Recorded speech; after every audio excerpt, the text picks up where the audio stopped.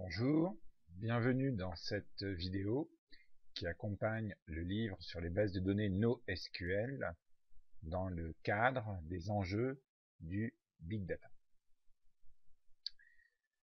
Cette vidéo a été réalisée par Axmepan, Saber Haridi et Philippe Lacombe, qui sont les co-auteurs du livre paru chez Ellipse dans la collection TechnoSub. Nous vous invitons à prendre contact avec nous, par email par exemple, mais aussi à consulter nos différents profils sur Amazon. Par exemple, vous trouverez dans le profil de Philippe Lacombe une description des livres précédemment publiés, ainsi que des liens vers par exemple une chaîne YouTube. Le profil de Axmepan, toujours sur Amazon, donne un résumé d'un livre sur les bases de données dont il est le co-auteur et qui est paru il y a de cela quelques années. Le livre dont vous consultez la vidéo d'accompagnement est paru dans la rubrique TechnoSub, dans la collection TechnoSub gérée par l'éditeur Ellipse. Ceci enrichit les trois précédentes contributions, l'une sur la programmation linéaire, l'autre sur les technologies d'accès aux données, et la dernière sur les web services. Nous vous souhaitons une bonne lecture.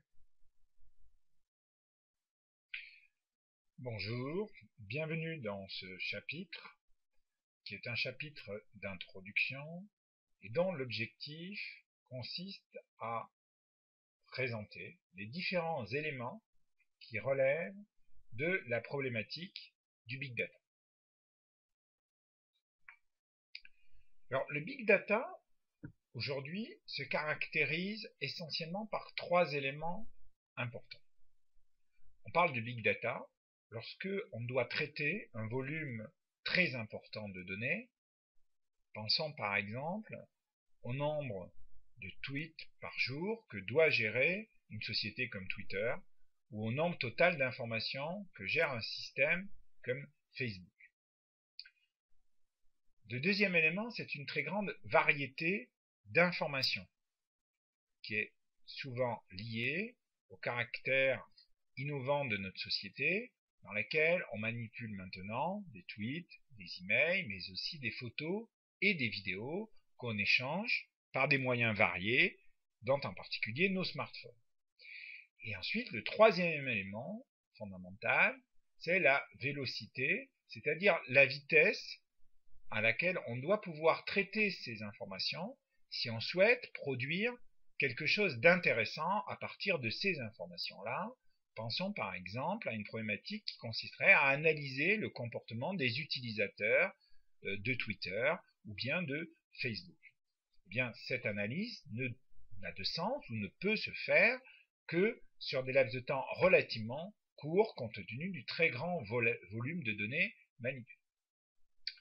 Alors, pour pouvoir traiter des informations qui se caractérisent par des grands volumes, des données hétérogènes et une nécessité d'avoir des traitements relativement rapides, eh bien, on a vu apparaître au cours de ces dernières années de nouveaux systèmes de traitement qui sont basés sur de nouveaux types de bases de données qu'on appelle des bases de données NoSQL, c'est-à-dire des bases de données qui tirent parti de systèmes différents des systèmes classiques qu'on a l'habitude de voir et qu'on regroupe sous le terme générique de bases de données relationnelles. Et à côté de ce nouveau mode de stockage de l'information et d'accès à cette information, ont été développées une couche supplémentaire qui va permettre de distribuer les traitements et par là même, quelque part, d'apporter des éléments de réponse pour traiter l'information rapidement.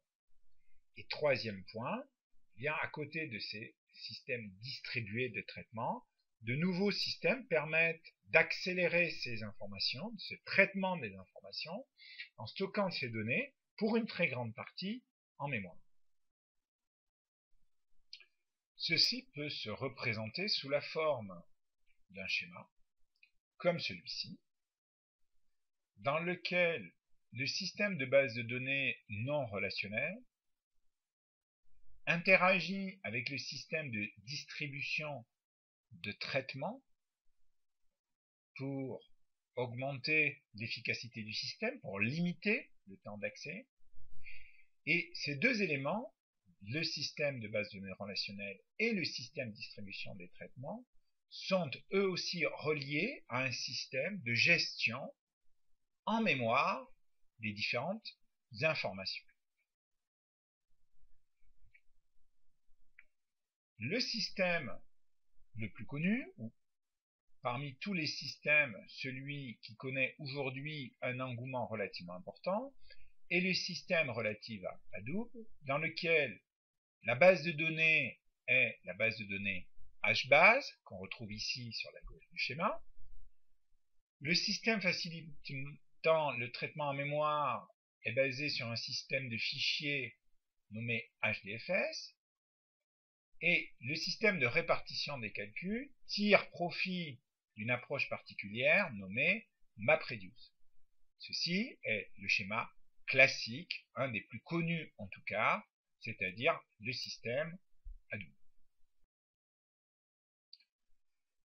Essayons d'expliquer simplement ce que ces approches apportent de nouveau dans la résolution des problèmes liés aux bases de données. Pour cela, nous allons considérer ici un exemple très simple de gestion d'une bibliothèque, dans laquelle se trouvent stockées des informations relatives à des livres, et pour chaque livre, des informations de base telles que le numéro, ici 10.10.1 pour le premier livre sur la première ligne, un titre, un prix, et le nom d'un auteur. Et la deuxième catégorie d'informations stockées sont des informations relatives aux auteurs pour lesquels on stocke un nom, Castafiore, pour le premier auteur, un prénom, Émilie en l'occurrence, un domicile, Paris, et bien entendu un numéro. Chaque livre étant écrit par un auteur unique, eh bien, si on considère le premier livre, le numéro 10.10.1, bien son auteur est Émilie Castafiore. Donc nous avons ici une représentation tout à fait classique qui ressemble fortement à ce qu'on a dans la plupart des supports de cours sous la forme d'un MLD, sauf que nous n'avons pas ici dans la table livre recopié le numéro de l'auteur, mais nous avons, dans le souhait d'être le plus clair possible, fait apparaître directement le nom de l'auteur.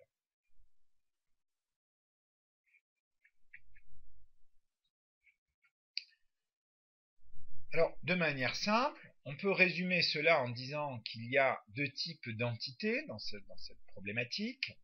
Les entités livres, qui se caractérisent par un titre, un prix, et ayant comme clé primaire dans le modèle relationnel classique un numéro, et sur la droite de notre schéma, un auteur, qui se caractérise par un nom, un prénom, un domicile, et qui possède lui aussi une clé primaire sous la forme d'un numéro. Et ensuite, un livre est écrit par un et un seul auteur, et un auteur est susceptible d'écrire plusieurs livres. Alors, concrètement, cela signifie que le système gestionnaire de base de données, le SGBD, va stocker ces informations relatives au livre, très probablement, sous la forme de tuple, sous une liste de tuples, en utilisant probablement le numéro de livre. Et on peut supposer que si on mettait en place une base de données selon ce principe, en considérant une grande bibliothèque, on aurait rapidement dans cette bibliothèque, dans la partie technique, cachée aux utilisateurs, eh bien une structure dans laquelle on aurait peut-être 100 000 lignes, ou tuples, pour reprendre la terminologie usuelle, chacun ayant un numéro, un titre et un prix. Alors, les avantages liés à ce type d'organisation sont relativement bien identifiés, mais ce type d'organisation comporte un certain nombre d'inconvénients. En effet, imaginons qu'au bout d'un an d'exploitation de cette base de données, pour des raisons liées à la gestion de la bibliothèque, on souhaite faire apparaître maintenant un résumé. Bien, concrètement, ça veut dire qu'il va falloir rajouter une colonne dans la base de données, colonne nommée résumé, et cette colonne va être créée pour l'ensemble des livres déjà présents et des futurs livres qui vont être ajoutés. Alors, ça veut dire que nous allons avoir dans la base de données ici les 100 000 premiers tuples pour lesquels la colonne résumé existe mais n'est pas renseignée, et c'est uniquement après la création de cette colonne que les nouveaux livres ajoutés vont avoir un champ résumé qui va être correctement exploité. L'ajout d'un résumé dans la base va nécessiter l'intervention d'un informaticien, puisque nous avons ici une modification de la structure de l'information qui est stockée dans la base. Donc on peut résumer ça en disant que le modèle relationnel classique, lorsqu'on crée la structure de la base de données, fait de facto l'hypothèse que dans le temps, dans la durée, eh bien, la structure des informations ne va pas être trop modifiée. Et si elle est modifiée, eh bien, ça veut dire qu'il va falloir intervenir sur la structure de la base pour l'adapter, et que ceci va entraîner un certain nombre de modifications. On peut raisonnablement penser que si on souhaitait afficher les livres sur une interface utilisateur, eh bien, il y aurait peut-être un certain nombre de requêtes SQL, une requête d'interrogation, qui seraient à modifier pour conserver un affichage correct des informations, puisque le champ résumé ne serait pas renseigné pour les 100 000 premiers livres. On voit ici une des limites, évidemment, du modèle relationnel classique. Une modification des données d'entrée peut entraîner des modifications encore plus importantes de la structure de la base. Imaginons par exemple qu'un taux de TVA différent s'applique selon différentes catégories de livres. Imaginons une TVA de 5% pour les romans, 7% pour les livres de science-fiction, 8% pour les bandes dessinées et 4% pour les autres types de livres. Typiquement, l'ajout de cette information, un taux de TVA différent par catégorie, entraînerait une modification importante de la base, avec la nécessité de faire apparaître une entité catégorie et de faire intervenir une nouvelle relation, ici une relation appartient. Alors, en résumé, il faut retenir que le modèle relationnel classique est très bien adapté pour structurer des informations et qu'il fait implicitement l'hypothèse que la structure de ces informations n'évoluera que très très peu au cours du temps. Et que si ces informations sont de nature à évoluer au niveau de leur structure, eh bien, il faudra modifier soit les colonnes qui sont dans les tables, soit le modèle de manière plus importante en rajoutant des nouvelles entités dans le modèle déjà existant. Et que cela nécessitera, bien sûr, l'intervention des informaticiens, tout au moins d'une équipe, pour faire ces modifications dans le modèle existant. On voit ici les limites du modèle relationnel, et ce que proposent ces nouveaux outils qui sont dans la mouvance du Big Data, c'est une solution alternative qui va être extrêmement souple et qui va permettre très facilement de prendre en compte ces modifications de structure au niveau de l'information à stocker. Il s'agit donc d'une approche radicalement différente à l'approche existante. Les solutions alternatives au système de base de données classique s'orientent aujourd'hui dans 5 directions. La promotion de systèmes de type clé-valeur, qui sont en fait des systèmes de type tableau associatif, avec son extension, qui sont des systèmes de type clé-valeur, possédant en plus des contraintes d'intégrité. On trouve ensuite des systèmes basés sur une présentation de type document, qui est en fait une extension du système clé-valeur.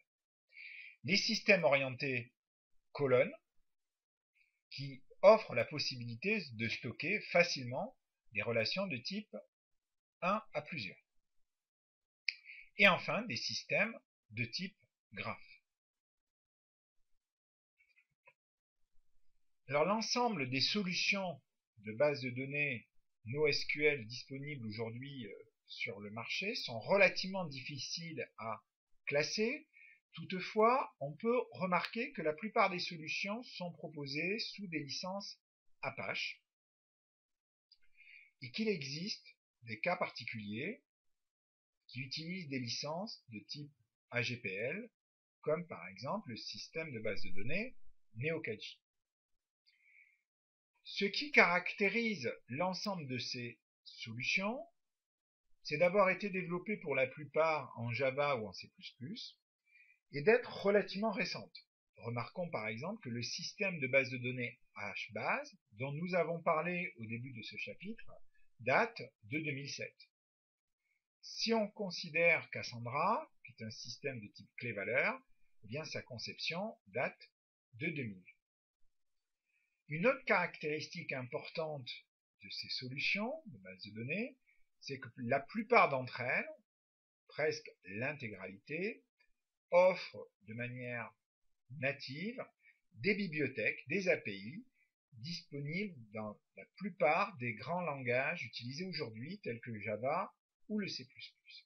On a donc ici affaire à une offre relativement importante de solutions qui sont, pour la plupart d'entre elles, soutenues par des grands groupes, comme par exemple Apache ou Google, et qui bénéficient pour une grande partie d'entre elles du soutien de la communauté des logiciels.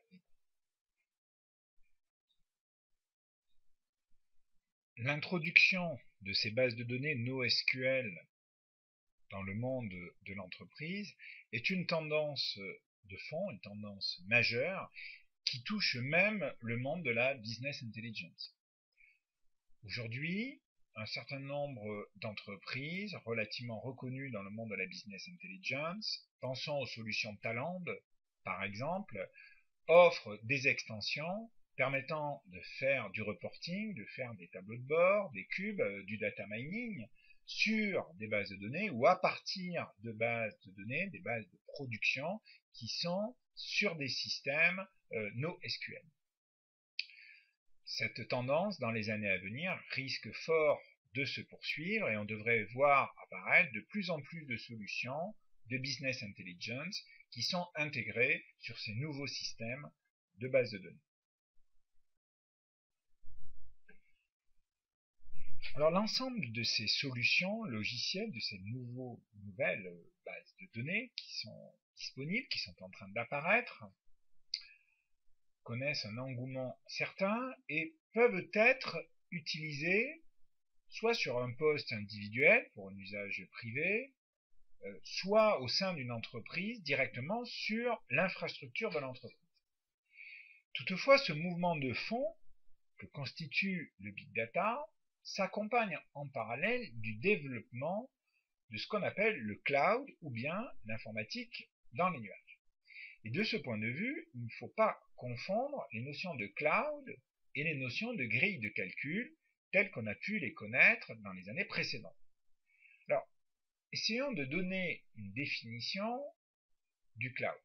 Bien, on peut dire que le cloud, c'est la possibilité qui est offerte à un développeur au sein d'une entreprise ou à titre privé de faire exécuter un certain nombre de traitements sur des machines distantes. Alors, pour être plus précis, ça veut dire que lorsque un développeur, un utilisateur sur un PC a besoin de ressources supplémentaires, par exemple d'exécuter un système de base de données HBase sur une machine, eh bien, il va solliciter un fournisseur de services cloud qui va mettre à disposition une machine pour effectuer ces calculs, une ou plusieurs machines. Et la plupart des machines qui vont être mises à disposition vont être, de fait, des machines virtuelles qui vont être créées à la demande par le fournisseur d'accès.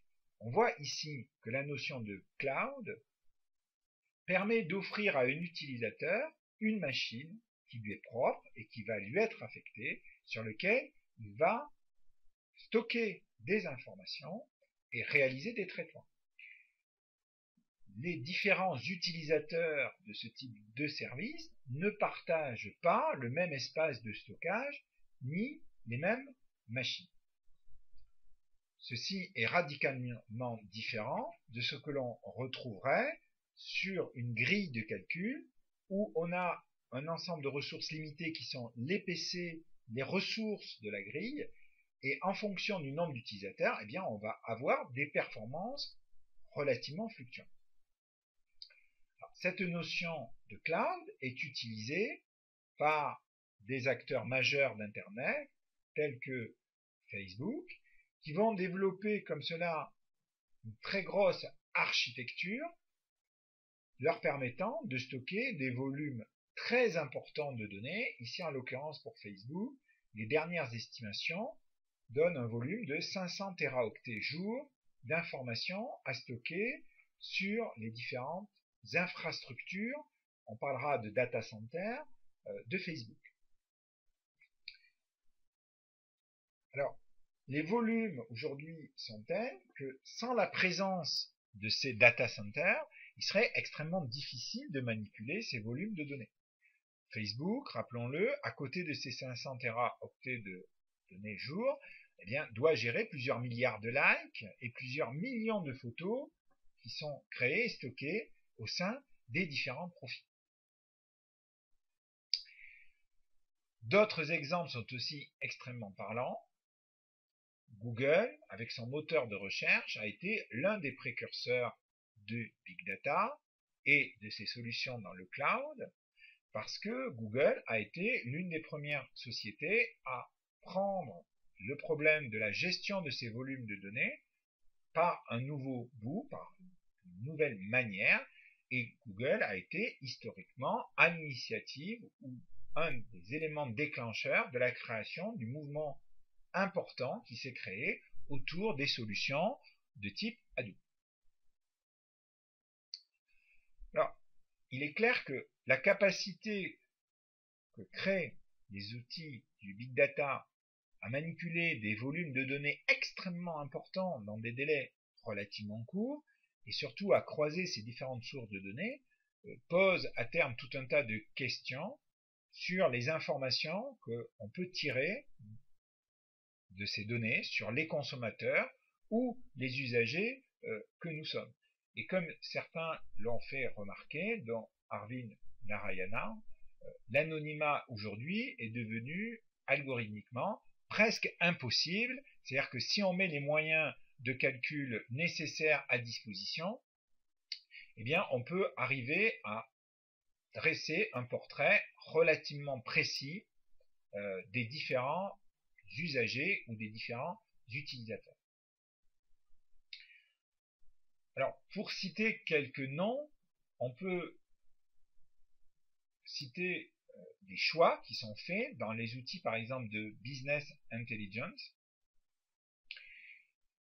Il y a création aujourd'hui dans le tissu industriel ou émergence de sociétés nombreuses qui font la promotion de ces outils de cloud, qui offrent de nouveaux services. Par exemple, en business intelligence, on peut citer BIM,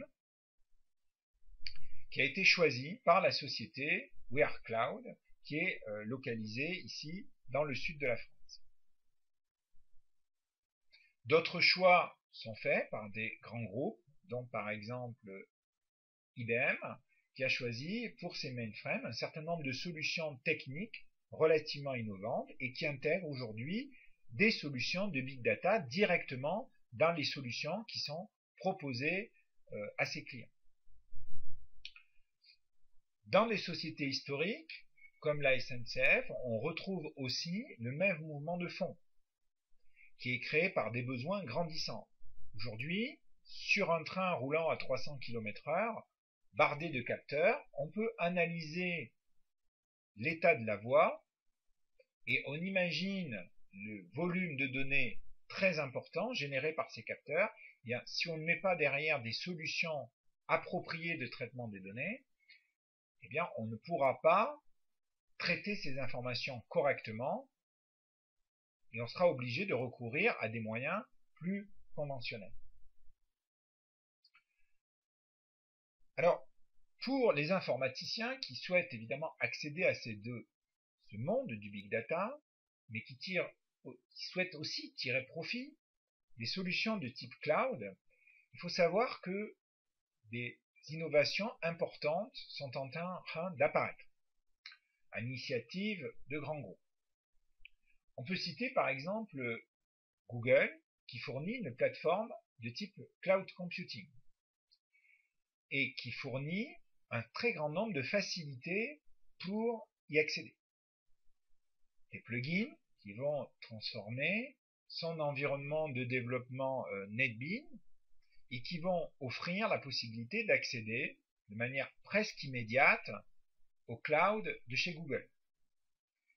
En consultant le site de Google, du cloud google.com, on peut constater que dans ce cloud, on retrouve, et ceci est tout à fait naturel, des solutions de big data, et ici, en l'occurrence, Hadoop.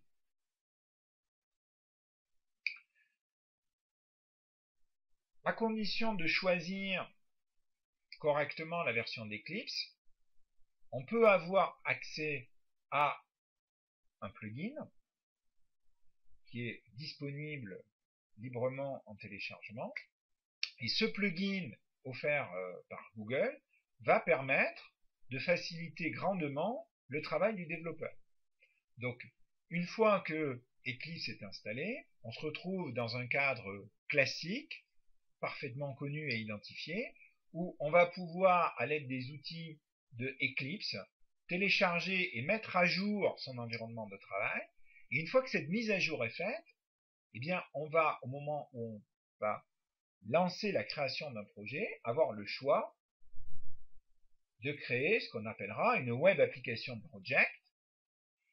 Et l'ensemble des développements qu'on va faire dans ce cas-là vont tirer profit de tout ce que Google nous offre. Et en particulier, on pourra faire un développement en local sur son poste de travail, qu'on pourra de manière extrêmement simple par la suite déployer dans le cloud de chez Google, comme les programmeurs ont l'habitude de le faire en Java EE lorsqu'ils déploient une application sur un serveur d'application comme Tomcat ou Glassfish par exemple.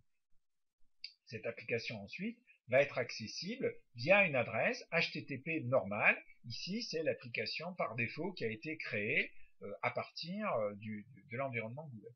Donc ceci simplifie grandement le travail du développeur et raccourcit évidemment considérablement le cycle de vie. L'ensemble des outils qui sont fournis par Google permet, dans la version gratuite de manière limitée, mais dans les versions payantes de manière beaucoup plus importante, d'accéder à des ressources de calcul qui seraient évidemment sinon absolument inaccessibles pour une PME ou un développeur indépendant. Cette solution proposée par Google trouve son pendant du côté de chez Microsoft, puisque dans le cas de Windows Azure, Microsoft fournit une solution de type Cloud Computing qui pourrait être activée, nécessite seulement de posséder une adresse Hotmail et ensuite nécessite un enregistrement qui va hélas nécessiter de disposer d'une carte bancaire à jour, mais qui va ouvrir l'accès au cloud Windows Azure et aux services proposés par Microsoft. Et à partir du moment où l'enregistrement au sein de Windows Azure est effectif, en utilisant l'environnement Visual Studio, on pourra, dans l'explorateur de serveurs de son environnement, avoir directement accès aux services mobiles du cloud fournis par Microsoft. Un troisième élément important dans ces solutions de type cloud qui ouvre la voie évidemment au big data, eh bien c'est l'ensemble des web services proposés par Amazon qui eux aussi nécessitent un enregistrement, mais dans lequel on va retrouver des solutions, dont par exemple les solutions de type big data et des solutions de type Hadoop-like, c'est-à-dire les solutions de type base de données NoSQL. IBM, de la même manière, va fournir la possibilité d'accéder à des services de type cloud qui sont concurrents aux trois services que nous venons de présenter. comme on peut le voir ici, on va retrouver des solutions de type Big Data ou de Business Analytics.